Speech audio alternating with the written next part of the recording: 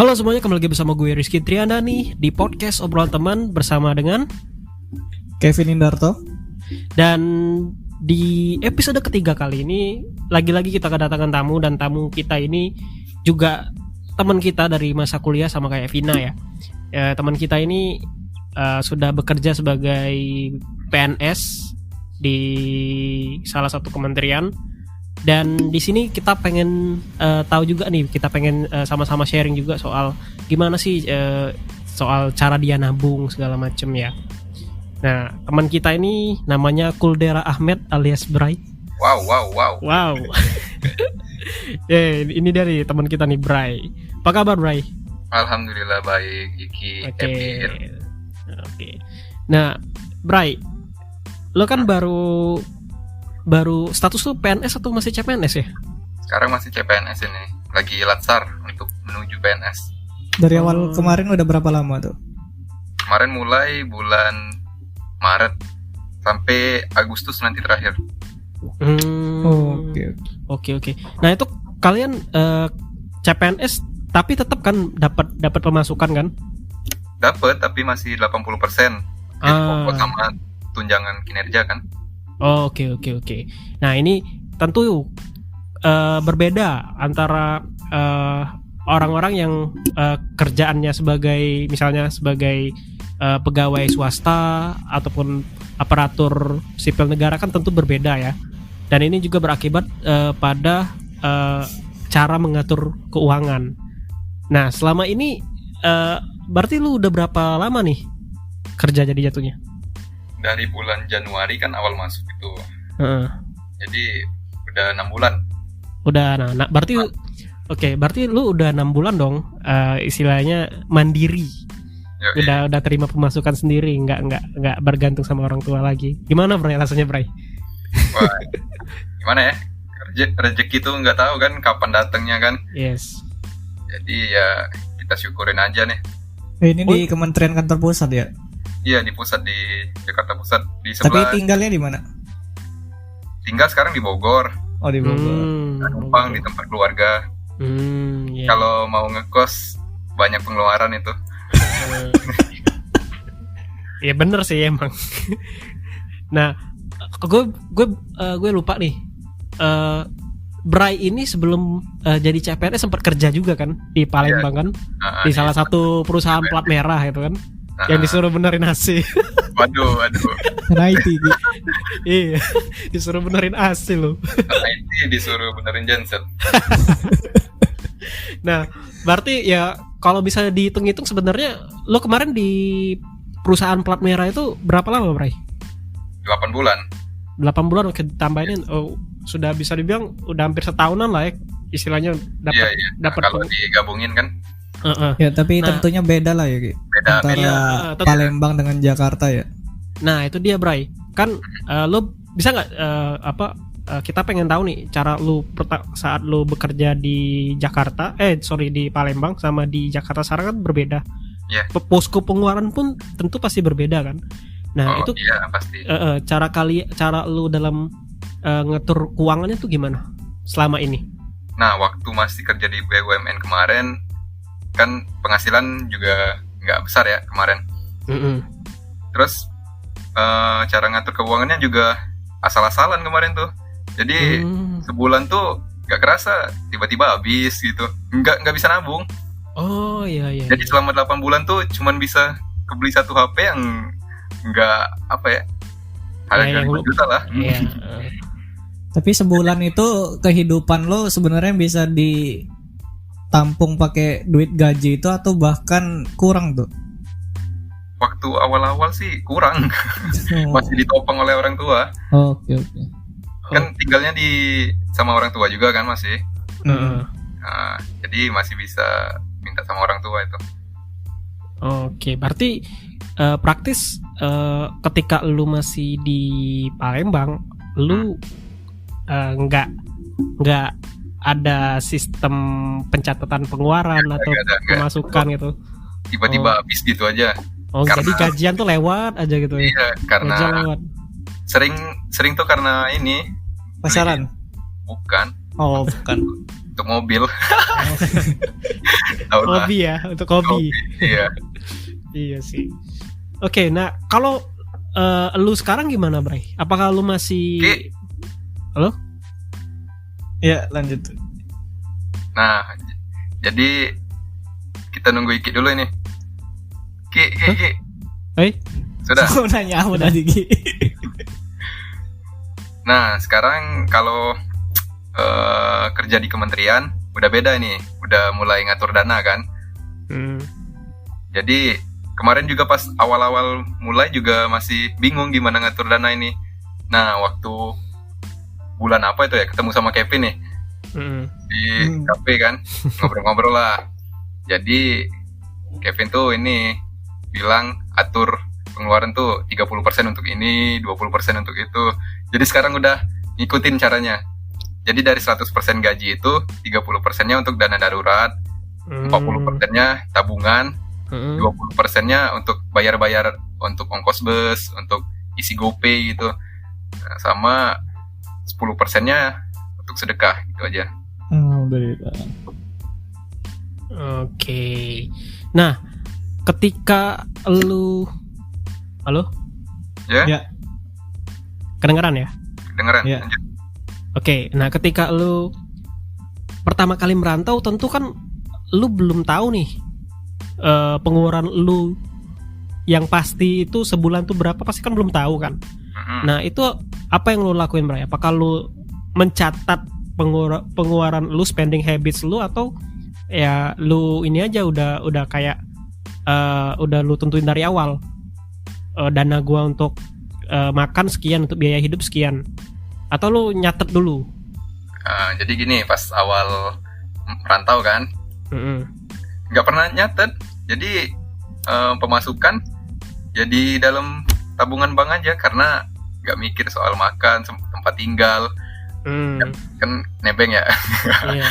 Jadi belum mikir ke arah sana. Kalau ngekos beda lagi, pasti kepikiran kan pengeluaran. Nah jadi pas di Bogor ini karena numpang, nah jadi pengeluaran cuman ongkos bus, ongkos di ongkos aja habisnya.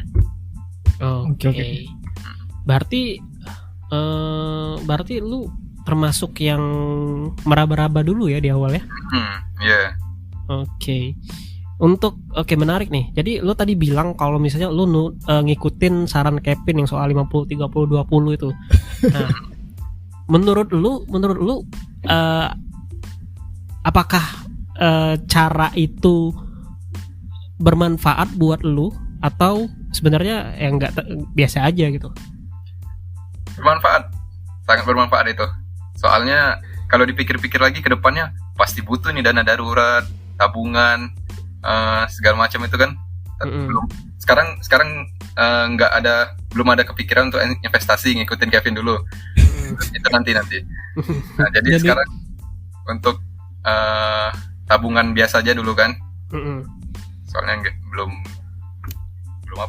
ada ilmu ke arah sana, nantilah. Oke, nah ya, itu tenang saja, itu bakal ada Kevin nih yang bahas soal ilmu finansial nih. Oke, nah tadi si Bray ini ngomongin soal tadi disisihin buat dana darurat dan nabung. Nah, topik kita pada hari ini kita bakal ngobrolin soal dana darurat versus tabungan, karena kayaknya kalau dari gue sendiri sih, dulunya gue sering campur-campur tuh antara dana darurat sama tabungan. Gue kira dana darurat itu sama aja dengan tabungan. Ternyata setelah baca-baca dari beberapa akun finansial, ternyata itu berbeda. Nah, pada kesempatan kali ini si Kevin nih yang udah lebih jauh ilmunya soal dunia finansial nih, bakal kita bedah bareng Kevin nih, Master Kevin. Waduh. untuk membeda apa sih perbedaan dana darurat dan tabungan. Jadi, tapi sebelum menurut lu gimana, Pin? Soal Tapi sebelum ke arah situ ya, Ki, kemarin balik lagi flashback kemarin pas ketemu Caldera kan, cerita-cerita soal keuangan. Soalnya kalau kita tadi dengar dari Caldera kan sebenarnya pengeluarannya bisa dikatakan sedikit kan, cuma dari ongkos, namun kebiasaannya uangnya ditaruh hanya di bank misalkan. Tapi tadi sebenarnya kalau Caldera tadi ngomong 40, 20, 30, 10, sebenarnya yang waktu aku tawarin awal waktu itu ya secara generalnya lah 50, 20, 30. Cuman aku bilang bahwa Bray, ini cuman generalnya segini biasanya 50% kebutuhan, 20%, 30% secara umumnya. Tapi pas di kasus Caldera ya tadi biaya-biaya kebutuhan itu sebenarnya tidak dibutuhin lagi kayak tempat tinggal dan sebagainya. Dan tadi juga seneng tuh denger dari Caldera akhirnya sudah mulai ketemu lagi pola sendiri, bukan 50, 20, 30 tapi pola persen versi dia sendiri sih tadi. Dan lanjut ke dana darurat dengan tabungan tuh. Nah sekarang sebelum aku jelasin lagi, sebenarnya kalau dari Caldera apakah sudah ada sih sebenarnya dana darurat? Kan tadi nabung di bank, sebenarnya duit itu digunain untuk dana darurat atau tabungan atau untuk apa sih biasanya, Bray? Kalau yang dana darurat itu nggak pernah terpakai ya. Nah kalau tabungan paling untuk belanja sih, online shop. Oh tapi memang duit antara dana darurat dengan tabungan memang dipisah ya, Bray? Ya bisa beda bank. Iya, karena tadi balik ke pertanyaan si Iki tadi sih, memang benar kebanyakan, ya nggak semua orang lah, tapi beberapa orang yang memang aku temui dan juga aku dulu, bahwa ngerasa bahwa dana darurat dengan tabungan itu sama-sama ditabung tuh, entah di bank kebanyakan. Cuman padahal pengertiannya beda, Ki. Iya. Padahal dana darurat kan sebenarnya dana yang kita butuhkan di saat-saat genting sebenarnya. Memang nggak ada dana lagi yang untuk bisa kita gunakan atau di saat-saat yang memang benar-benar urgensi, itu sih sebenarnya dana darurat. Cuman kalau kebanyakan yang terjadi di lapangan memang ya, wah aku punya nih dana darurat. Cuman yang pertama tadi dana daruratnya digabung dengan tabungan. Akhirnya mau entah itu kebutuhan kek entah apa itu jadinya nyampur. Padahal itu suatu hal yang salah sih menurutku. Jadi nggak pas. Padahal balik lagi tadi dana darurat untuk keperluan dan bahkan jangan sampai itu kepake. Sedangkan tabungan ya memang entah untuk kebutuhan atau keinginan yang lain sih, Ki. Kalau menurut gue kayak itu secara singkatnya sih. Ya benar, Pin. Memang dana darurat tuh kalau bisa jangan dipakai. Sebisa mungkin jangan dipakai kecuali urgen ya. Kalau misalnya sakit apa gitu, kalau tabungan kurang, jadi pakai dana darurat itu. Oke, berarti intinya dana darurat itu adalah dana yang memang kayak pertahanan terakhir kita lah dalam keuangan kita gitu ya. Kayak misalnya posko keuangan kita yang lain itu kayak investasi, tabungan, pendapatan itu udah nol banget baru kita pakai yang dana darurat ini ya. Oke. Nah, kita udah ngomongin soal ini nih, ngomongin soal definisi dari si dana darurat sama tabungan ini. Nah, yang pengen gue tanya adalah, apakah dana darurat ini itu bentuknya harus berupa tabungan kah, atau harus berupa reksadana kah, atau bahkan boleh di kita dana darurat kita dalam bentuk saham? Nah itu gimana, Ben? Waduh, kalau tadi balik lagi ke Caldera tadi cukup bagus sih pengertian dana darurat dengan tabungannya tadi, mengerti sekali. Kalau sekarang, kalau Caldera memang rata-rata kalau awal sekarang mungkin kebanyakan dana daruratnya hanya dipisahkan saja sebenarnya uangnya dari tabungannya ya, Bray. Oke, tapi tetap jatuhnya sama-sama ke bank sebenarnya ya. Iya, masih ke bank. Oke. Nah, kalau dari pertanyaan Iki tadi sebenarnya kalau dana darurat sebenarnya bisa dipakai di mana aja. Cuman resikonya tentu berbeda, Ki. Pada dasarnya kan dana darurat dana yang kita pakai di keadaan yang sebenarnya kita nggak tahu itu kapan dipakai. Tapi kalau kita masukkan di pos-pos sangat fluktuatif kayak emas, kayak itu misalkan yang gejolaknya saham yang gejolaknya naik turun cepat, atau bahkan mungkin kripto yang sangat berbahaya sekali kan. bagus kalau pas saat itu kripto atau saham naik, tapi kalau turun bisa bahaya juga kan. Nah tapi kalau aku pribadi memang sebenarnya kalau dana daruratku biasanya aku pisah sih antara reksadana pasar uang dengan di tabungan. Kalau aku gitu biasanya Ki. Dan juga kenapa tadi ku pisah, sebenarnya kalau reksadana pasar uang kan sebenarnya kalau kita ingin berinvestasi di saham dan sebagainya biasanya ada kena PPN tuh biasanya. Sampai 20% biasanya. Nah, kalau di reksadana pasar uang itu nggak ada. Dan juga kenaikan atau turun dari harga reksadana pasar uang tuh bisa dikatakan sedikit sih. Jadi resikonya bisa sangat sekecil mungkin, tapi uang yang kita tanam itu dibandingkan dengan bank bisa lebih tumbuh. Karena pas aku tahu ya pertumbuhan reksadana pasar uang per tahunnya itu kurang lebih 6-7%. Jadi kan lumayan kalau daripada uang yang kita taruh itu hanya sekedar di bank. Cuman namanya dana darurat dan kebutuhannya darurat, ya kita nggak bisa langsung. Kalau di reksadana pasar uang butuh waktu juga untuk mencairkannya, apalagi butuh waktu jam kerja sebenarnya kan. Maka lebih bagusnya lagi tuh menurutku ya tetap dipecah tadi antara di reksadana pasar uang misalkan, atau di edan di tabungan bank. Sebenarnya nggak bagus juga kalau full di reksadana pasar uang. Begitu sih kalau menurutku. Kalau kamu gimana Ki? Oke, kalau gua sebenarnya gue bisa dibilang sepakat sih sama Lovin. Menurut gue dana darurat itu harusnya yang memang cepet cair gitu. Jangan kayak misalnya kalau gue kan nabung reksadana di salah satu aplikasi kan, yang mana kalau mau ngecairin itu harus di hari kerja gitu. Jadi agak masalah juga, agak PR juga nih kalau misalnya di hari libur nih, misalnya di hari Sabtu atau hari Minggu, terus tiba-tiba butuh dana darurat, kan nggak bisa langsung dicairin. Ya jadi sih, jadi sih aku sepakat sih sama lu Sivin, kalau dana darurat sebaiknya jangan yang susah untuk dicairin gitu. Nah ngomongin soal ini ya, oke nanti kita ke Caldera ya, tapi gue mau nitip pertanyaan dulu.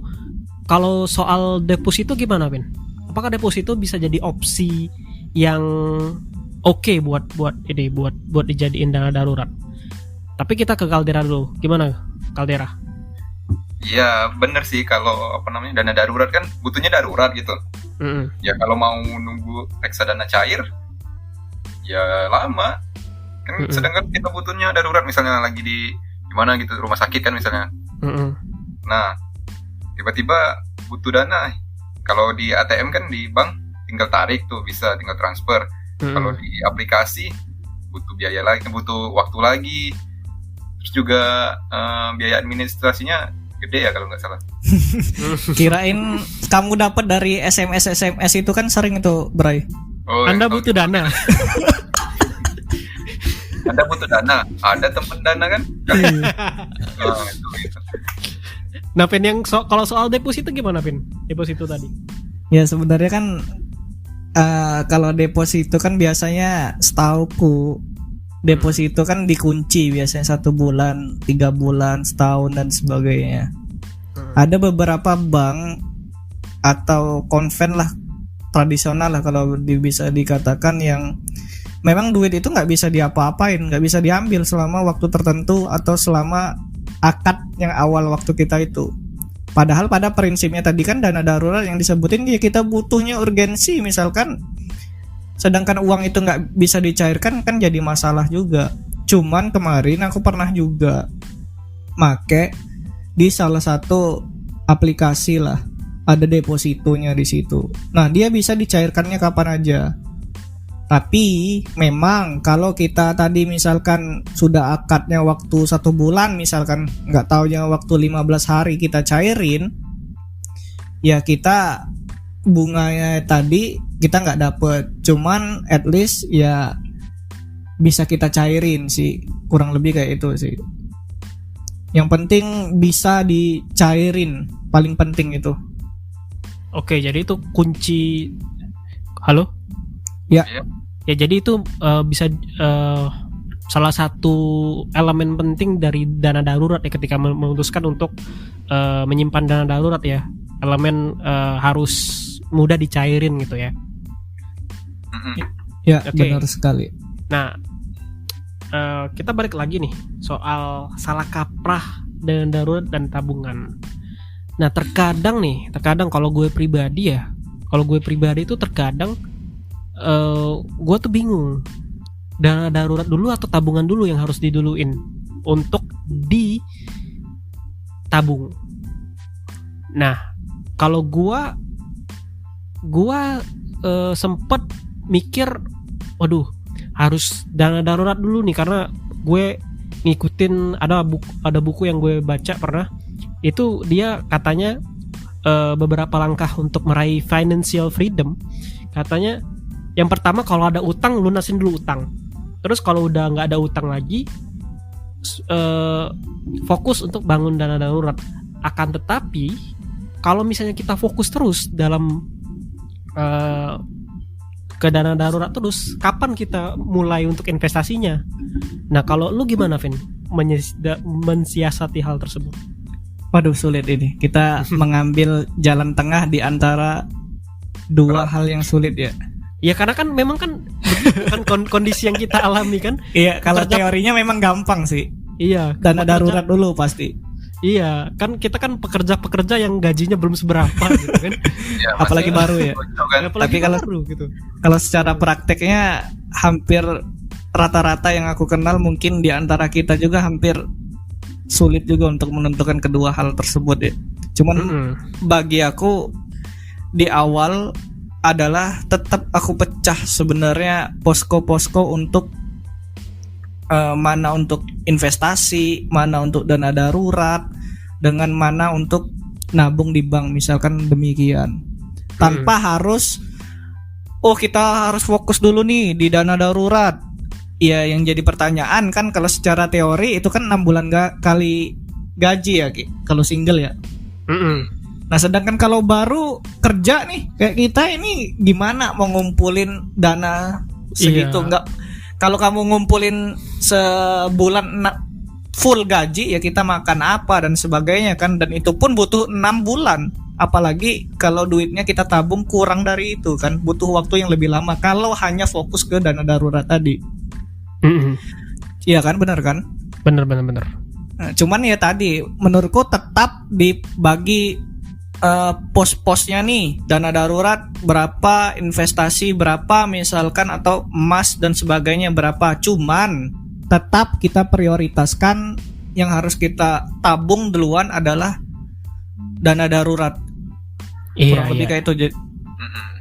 Ya, jadi intinya sebenarnya cara kita mensiasatinya untuk orang-orang yang gajinya belum seberapa, ini kita atur prioritas gitu ya, antara mana yang harus didulukan terlebih dahulu ya, antara dana darurat, tabungan, ataupun untuk slot untuk investasi.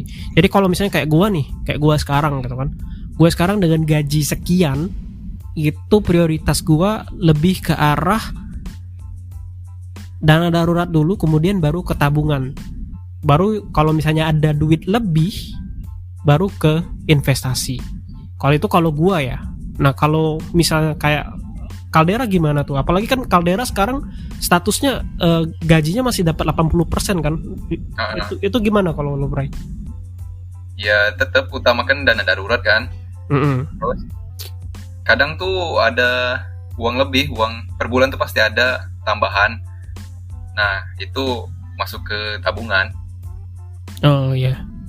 Bukan ini ya, bukan lo pakai buat head on ya. Nah, itu mikir-mikir itu, kadang kalah sama nafsu kan. Jadi Beli untuk mobil.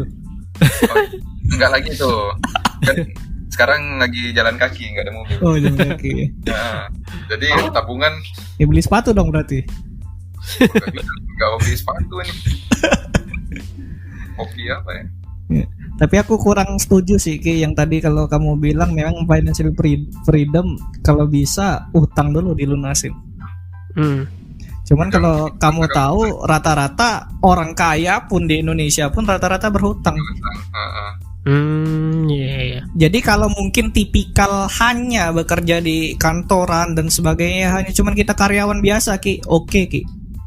Kita cuman sekedar utang kita dulu beresin dan sebagainya. Cuman kalau kita cuman mengandalkan sebagai karyawan, ya sampai kapan kan kita harus melakukan hal seperti itu, karena pintu penghasilannya cuman dari satu. Sedangkan beberapa orang justru banyak yang tanda kutip berhutang tapi untuk sesuatu hal yang produktif. Misalkan dia bisa usaha apa, itu uangnya diputer lalu bisa mendapatkan sesuatu yang lebih dari uang tersebut, kecuali memang utang tersebut digunakan untuk hal-hal yang konsumtif. Jadi nggak selalu sebenarnya utang itu adalah sesuatu yang negatif sih, tapi balik lagi tergantung ke bagaimana gaya hidup maupun cara orang memanajemen keuangan mereka sih. Kalau aku kurang lebih gitu gitu. Oh, oke. Ini gue dapet insight baru nih. Dan gue sepakat sih setelah mendengar penjelasan si Kevin tadi. Dia mungkin soal hutang itu hutang yang buat hedon, buat pamer-pamer mungkin big no ya. Tapi kalau misalnya hutang yang kayak kata Kevin tadi untuk berhutang untuk kemudian diputarkan kembali, itu ya nggak masalah, asalkan ini aja kita bisa muterin uangnya aja gitu kan.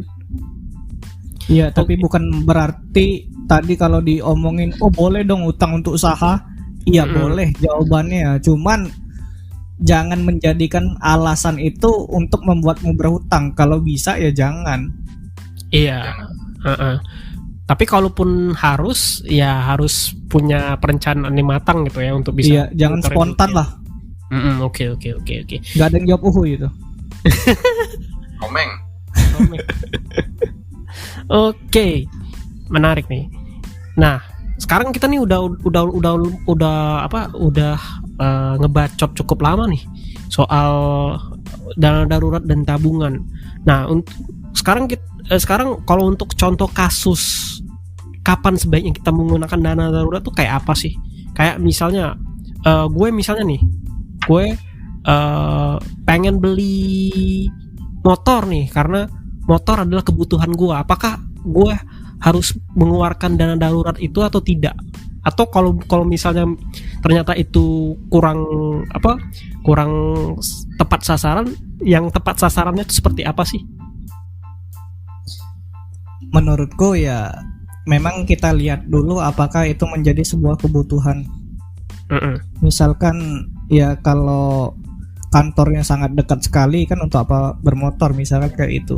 Cuman memang kalau sesuatu yang mengharuskan kalau aku ada motor nih masuk ke kantor atau ngindarin macet dan sebagainya lebih cepat misalkan, oke, itu bisa digunakan dari dana darurat. Cuman yang jadi masalah motornya apa Ki? Ini ya, kalau NMAX. Kalau kita sekedar ngomongin tujuan awalnya tadi butuh motor untuk kerja, ya maka menurutku nggak salah kalau kita gunain dana darurat. Tapi kalau kita aku pengen Vespa nih, tapi berarti ada keinginan kan di situ. Biar gaya gitu ya. Iya, itu yang jadi masalah. Apalagi dana daruratnya nggak cukup misalkan. Bahkan sampai berhutang misalkan, itu lebih parah lagi jatuhnya kan. Jangan sampai, apalagi kredit motor ya. Nah iya. Iya. Oke, jadi untuk contoh kasusnya mungkin lebih ke arah kita sendiri ya yang menilai ya, apakah ini nih kayak urgent banget dan apakah ini benar-benar butuh ataukah ini cuma sekedar keinginan aja, karena kebutuhan itu kan nggak sama dengan keinginan ya. Iya, benar sekali. Tapi ada tambahan nih Ki. Tadi ya itu kalau contoh kasusnya kayak itu ya tadi.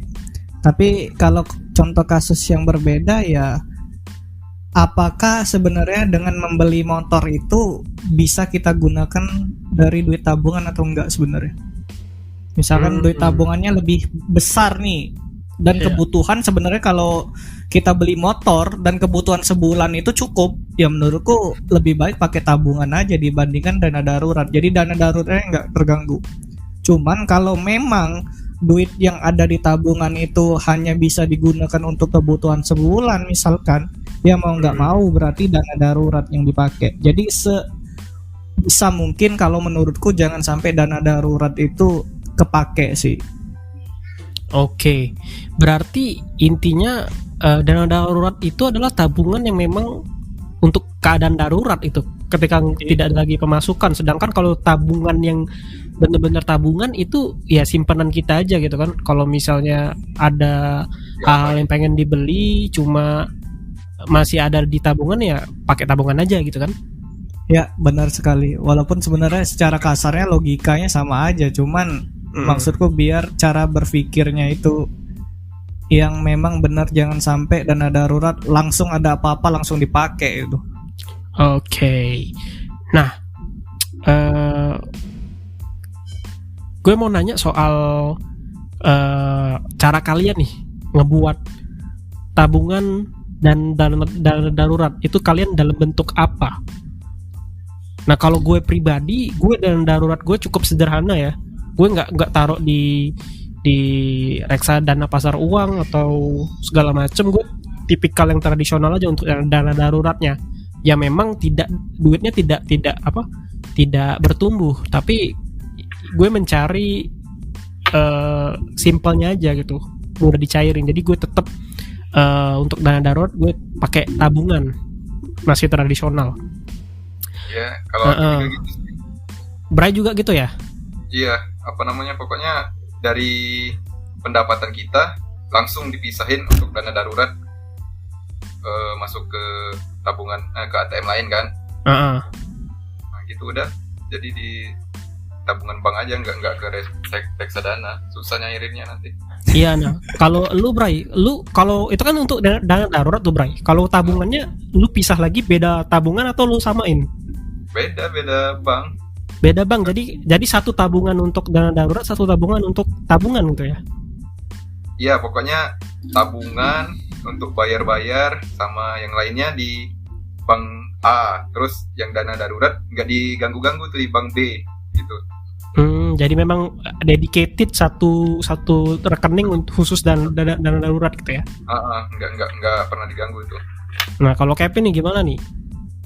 Kalau aku tadi aku ngomongin pasar uang, nggak mungkin aku nggak makein reksadana pasar uang tentunya kan. Yes. Jadi kalau dana darurat aku pecah dua sebenarnya.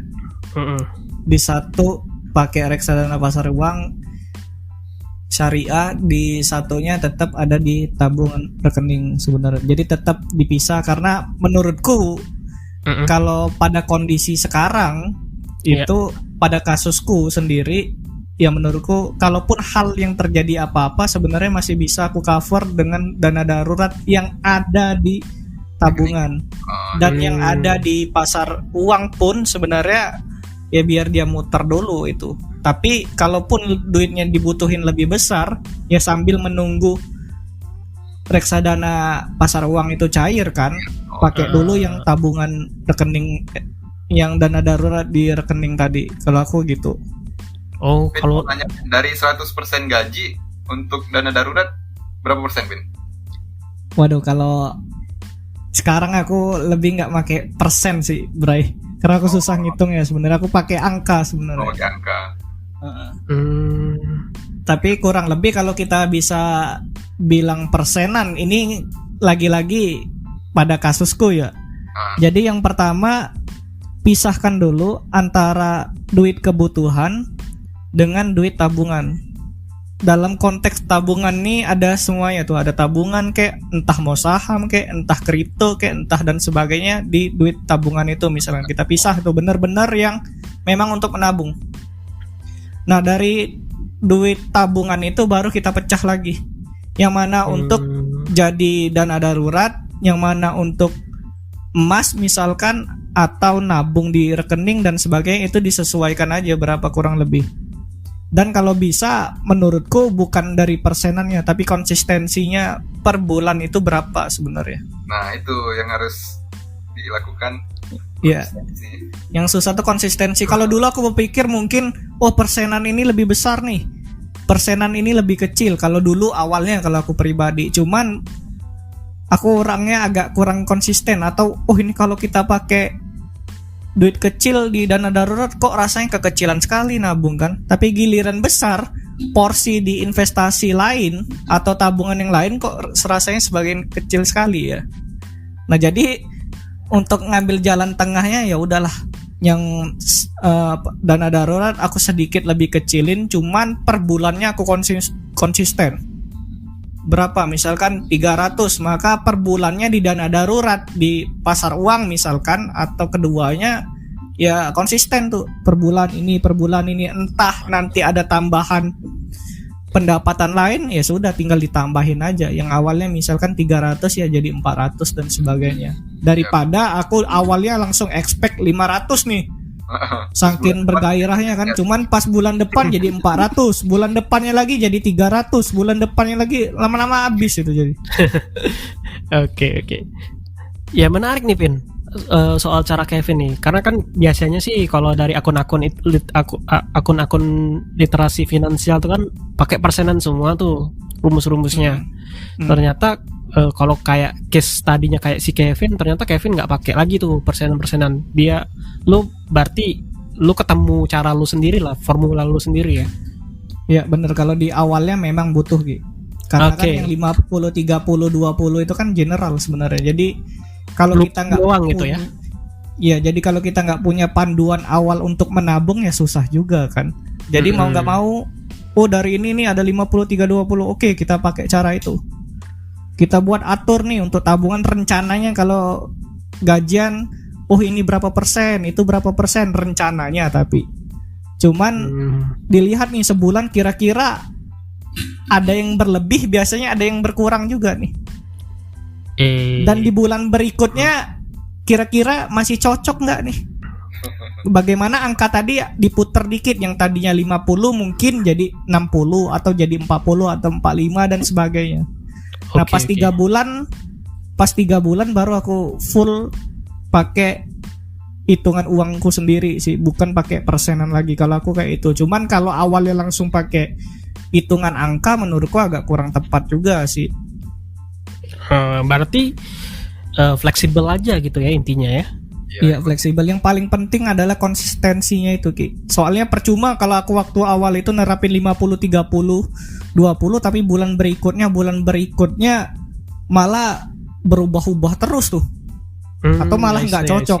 Jadi pas bulan keempat kelimanya menurutku kayaknya nggak pas nih kalau aku gunain 50, 30, 20. Apalagi kalau aku tuh paling males Ki sebenarnya kalau gajinya nggak bulat angkanya, lalu kalau dibagi itu misalkan jadinya 45.000, 43.500 kalau kita cuman patokan itu kan repot tuh Ki. Iya. Jadi aku lebih sudahlah, angka ini berapa nih kira-kira kayak ini nih, dari panduan dari persenan tadi. Jadi berkaca dulu nih selama 3 bulan tadi, kayaknya berapa lah yang cocok, baru diterapin ke angka. Dan itu menurutku sampai sekarang malah aku lebih nyaman pakai angka nominal itu dibandingkan dengan persen itu. Kalau menurutku kayak itu. Yang penting kita nemu pola hidup kita dulu aja gimana. Iya, dan tiap orang kan belum tentu sama sebenarnya kan, kebutuhannya berbeda pasti. Yes. Oke, pembahasan yang menarik ya. Ada mungkin ini ya, cara tadi mungkin bisa dijadikan inspirasi lah dalam tanda kutip bagi teman-teman yang ya mohon maaf sebenarnya gajinya tuh belum proper lah ya. Soalnya kalau yang gue lihat kadang untuk cara ngatur duit ala akun-akun finansial tuh biasanya contoh kasus mereka tuh yang udah gajinya tuh yang udah gede-gede banget gitu kan. Ya, Atau sudah paling berapa tahun. biasanya kalau standar sih 8 juta misalnya, yang gajinya 8 juta, yang gajinya 5 juta. Sedangkan ya kalau kayak kita, ya kita kan masih pekerja UMR bos gitu kan. Nah, jadi ini bisa sebenarnya kalau memang nggak cocok gitu ya dengan persenan tadi, ya kita bisa nerapin prinsipnya Kevin tadi, yang penting konsisten aja, seberapanya aja gitu, bisa disisihin gitu ya. Iya Ki, tapi ada tambahan lagi nih Ki. Jadi kalau kamu tadi ngomong, aku lagi kepikiran juga kan. Ada beberapa teman yang kadang cerita juga sih sebenarnya soal keuangan atau dana darurat maupun investasi dan sebagainya. Jadi kalau langsung mereka banyak langsung matok berapa nih investasi, misalnya berapa nih dana darurat. Pas kita sodorkan angka, wah Pin, kebesaran Pin. Ya Iya sudah, Gue ini relate kecil sih, nih. gue relate. Ya sudah, ini angka kecil nih, 100 nih. Biasanya kan kalau masih kebesaran 100, oke nih 50. Malah dia ngomong, masa kalau untuk investasi atau untuk tanda kutip dana darurat dan sebagainya kecil sekali Pin, 100. Mending aku nunggu Iya, 500 mending aku nunggu pas uangku 500 untuk dana darurat atau tanda kutip untuk 500 untuk satu pos. Relate Pos. sekali Pak Kevin, relate sekali saya. Yang jadi masalahnya kapan kamu nunggu sampai 500 itu kan? Benar. Memang kalau kita lihat, kalau pos kita makin besar kan, uang kita sedikit, memang kelihatannya seperti kecil potongan-potongan kuenya tadi kan. Cuman kalau menurutku yang penting konsistensinya aja. Pendapatan besar ya tinggal dilebihkan aja daripada langsung numpuk di satu. Bahkan biasanya malah nggak akan ketumpuk tuh biasanya. Malah jadinya ditunda-tunda terus biasanya. Ya bener. Gue bisa relate sih dengan hal itu, karena gue juga merasa seperti itu sih. Kadang, gue mau ngumpulin dana darurat, tapi nabungnya cuma sanggup misalnya 100.000 sebulan. Waduh, kapan ya ini kecapean dana darurat yang 6 bulan tadi. Tapi meskipun begitu, tetap konsisten aja gitu ya nabungnya ya. Iya. Sekecil apapun itu tetap ditabung. Nah, jadi buat teman-teman yang suka minder segala macem, ya tabungin aja semampu kalian gitu. Yang penting nabung, konsisten nabungnya yang dikejar, bukan nominalnya ya. Nominal bisa naik ketika kalian dapat rezeki lebih gitu ya. Ya, namanya juga kan financial planner Ki. Kevin financial planner. Sebelum kita punya duit yang lebih besar kan, duit yang kecil ini ada ya sudah, uang itu yang kita kelola aja kan. Tetap kita porsinya sama kurang lebih. Kalau pas dapat penghasilan lebih kayak yang kamu ngomongin tadi, ya sudah tinggal ditingkati aja kan, tanpa harus ulang nol lagi kan belajarnya. Tapi iya Ki, ada tambahan nih Ki. Ada tambahan sedikit nih Ki. Yang tadi relate tadi ngomong kan, kalau duit ini kekecilan nih, nanti aja Pin, tunggu gajiku sekian baru nabung pos 1, 2, 3 ini lebih besar. Tapi kebanyakan atau realitanya seumuran kita terutama kan, dan tanda kutip mungkin gaya hidup atau pertemanan dan sebagainya, biasanya kalau aku lihat di Instagram dan sebagainya ngomong, gajiku UMR nih, nabungnya sudah kuanuin posko, tapi pas gajiku tinggi tetap akan lebih besar ke situ. Biasanya agak bullshit sih gitu Ki. Biasanya kalau orang dapat gaji lebih besar, biasanya tetap aja itu foya-foya itu pasti. Tanda kutip ya, dalam arti keinginannya jauh lebih besar gitu ya.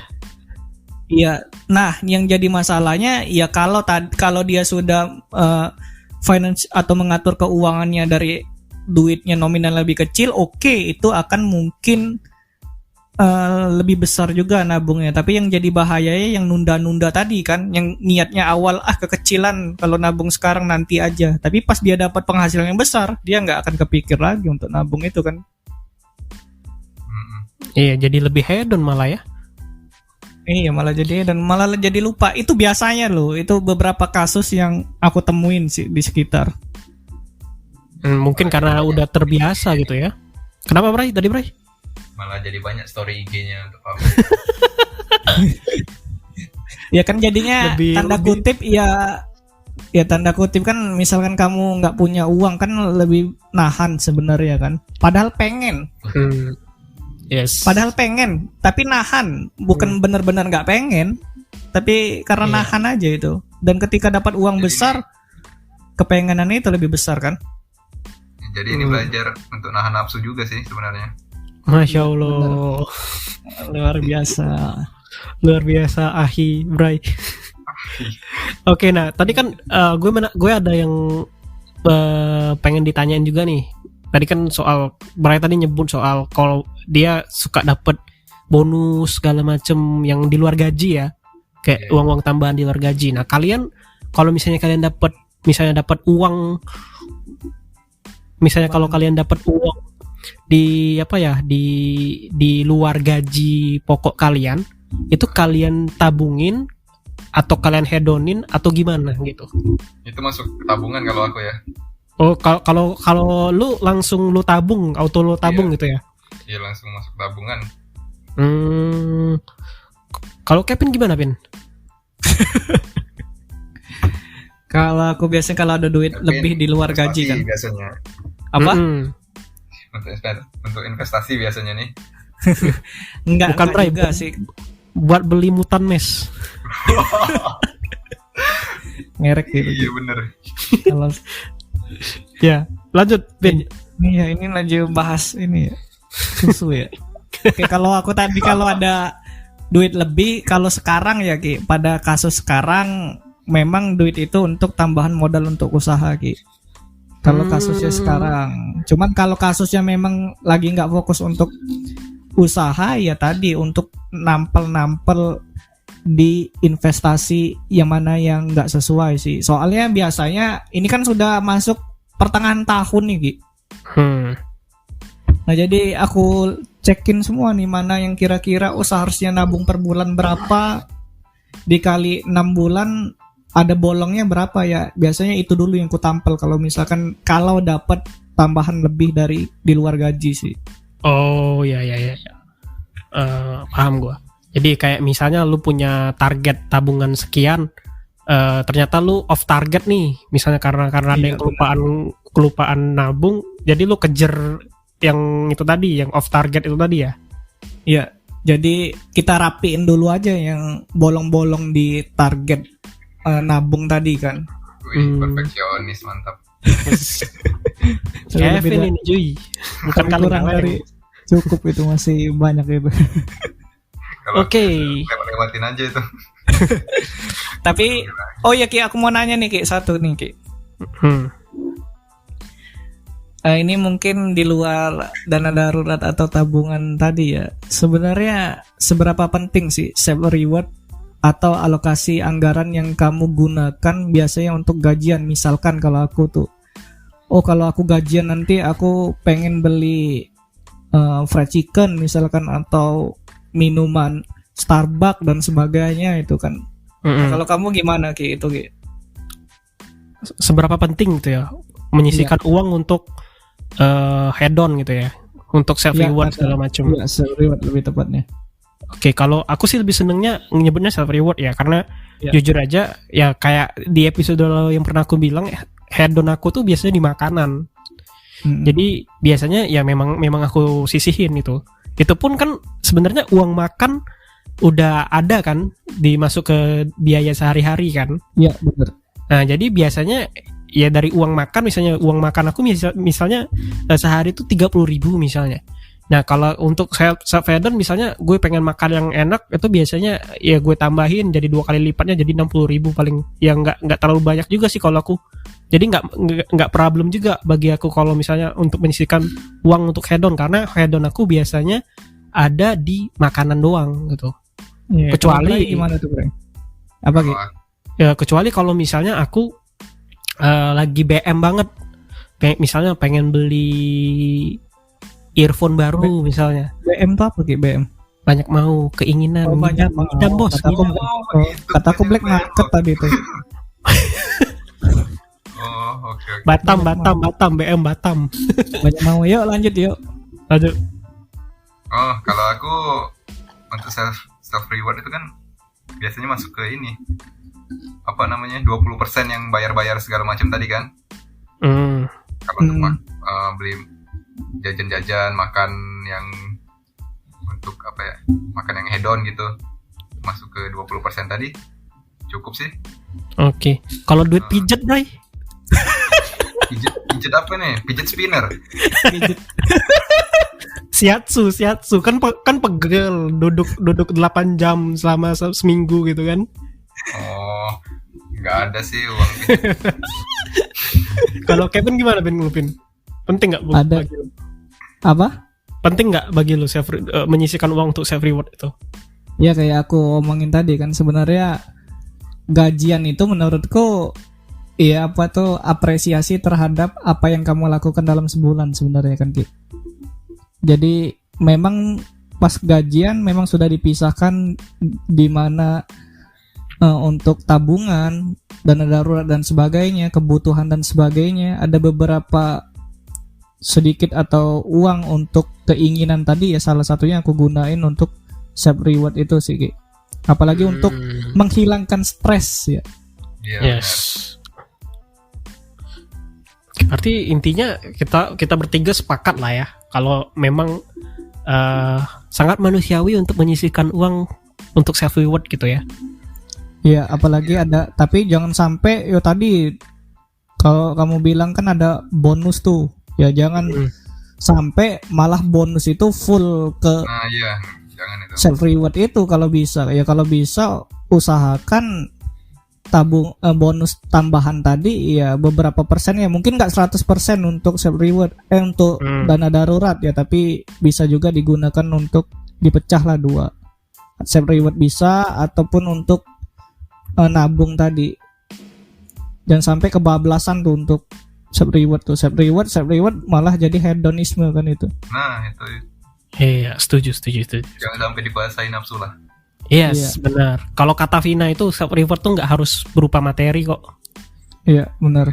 Walaupun ketemu kawan juga butuh materi ya, Ki. Tapi kan kalau kita kayak ngobrol via online gini kan nggak butuh materi juga, cuma butuh kuota. Iya, butuh kuota memang dari bacot full kuota kan. Butuh juga. Iya. Ya udah nih, kita udah lumayan lama nih ngobrol nih, udah hampir 1 jam nih. Jadi intinya dana darurat dan tabungan itu berbeda dan sangat disarankan untuk menggunakan dana darurat ketika posko keuangan kita tuh udah nggak ada lagi selain dana darurat gitu ya. Ya. Oke. By the way, thank you ya Braya udah nyempetin waktu buat ngobrol bareng kita berdua ya. Yoi, sama-sama. Thank you, Bray. Thank you, Bray. Dan ya semoga cepat diangkat jadi resmi ya. Maksudnya PNS ya. Amin. Dan jangan lupa Bray, kalau misalnya ini sama kita kalau ada waktu kita ngumpul lagi. Nongkrong bareng. Mantap. Semoga teman berbenah dan teman investasi makin maju. Amin. Enggak sih, kalau kita berdua sih fokusnya sih memberikan manfaat aja gitu. Bagi kita fame itu apa itu? Fame itu nggak perlu. Yang penting itu amal jariah. Amin. Oke, thank you ya Bray. Thank you Vin. Yuk, sama-sama. Oke, buat teman-teman ngobrol, segitu dulu untuk episode kali ini. Jadi kalau misalnya teman-teman masih bingung soal dana darurat versus tabungan, teman-teman bisa searching, googling lebih dalam, do your own research, atau kalian bisa tanya langsung ke Kevin di Instagramnya ya. Instagram lu apaan, Pin? Kevin DRTO. Oke, di Kevin DRTO atau di akun alternya dia @teman investasi. Dan ini nih kalau misalnya yang mau penasaran siapa itu Caldera ini adalah cowok berkulit manis ya. Jadi kalau kalian mau tahu soal dia, mau kontak dia di mana, Bray? Nggak usah, nanti rame IG. Ngehujat ya, Ki? Ngehujat, Bray. Nanti malah ngehujat. Oke deh kalau gitu. Sekali lagi thank you ya Bray untuk waktunya. Dan buat teman-teman, ambil yang bisa kalian ambil. Dan semoga bermanfaat buat kalian. Yang jelek ditinggalin. Dan kalau kalian ada feedback ke kita, soal podcast ini, feel free to contact us ya. Di gua di @teman_benar dan Kevin tadi di Kevin di RTU. So segitu dulu dan see you soon.